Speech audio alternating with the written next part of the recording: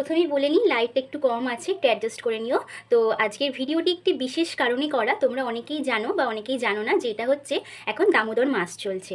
তো এই দামোদর মাসটি হলো ভগবান শ্রীকৃষ্ণের একটি অত্যন্ত প্রিয় একটি মাস।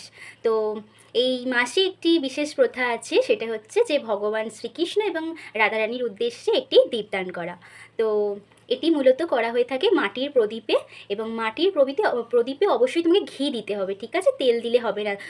তিলের যে কালো তিলের যে তেল হয় শুনেছি ওটা দেওয়া যায়, তবে ঘি দেওয়াটাই বেশি ভালো। তো ঘি দিয়ে মাটির প্রদীপে তোমাকে এটা দীপটা দান করতে হবে। আর যেটা হচ্ছে, তুমি এটা দিনে দুবারই করতে পারো। তোমরা যদি দিনে দুবার না করতে পারো, তো দিনে অবশ্যই সন্ধেবেলা অবশ্যই একবার এই দীপটা দান করা অবশ্যই উচিত। তাহলে কি হয়, আমরা তো জেনে অজেনে অনেক পাপ করে ফেলি, পাপ পুণ্য সবই করছি। তো অনেকটা পাপ ক্ষয় হয়ে যায় শুনেছি। এবং যেটা হয় সেটা হচ্ছে, একটি দ্বীপ তুমি দান করলে শুনেছি এটি 100 কোটি দ্বীপের সমান হয়। আর নিরামিষ ভোজন করে যদি এটা আমরা করতে পারি সারাটা মাস, তাহলে তো খুবই ভালো। তার থেকে তো মানে ভালো আর কিছু হতে পারে না। কিন্তু ব্যস্ততার কারণে হোক, প্রত্যেকেই এখন বাইরে বেরোতে হয়, নানান কারণে হোক, না পারার কারণে আত্মাকে কষ্ট দিয়ে তো কিছুই সম্ভব নয়। তো যদি কেউ নিরামিষ না পারো ভোজন করতে, আমিষকেই করো, কোনো সমস্যা নেই। অবশ্যই শুদ্ধ বস্ত্রে এবং ভালো করে মানে প্রদীপটা দান করার আগে নিজেকে ভালো করে ফ্রেশ করে নিয়ে শুদ্ধ বস্ত্রে তোমরা দিও, তাহলেই হবে। আমরা তো ওনার সন্তান।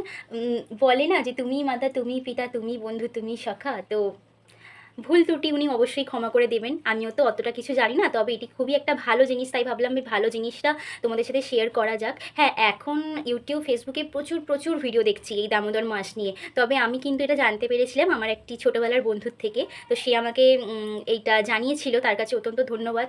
আমি নাম নিচ্ছি না, জানি না তার নাম নেওয়াটা তার কীরকম লাগবে, তাই আমি আর নামটা নিলাম না। তার থেকে আমার পারমিশন নেওয়া হয়নি।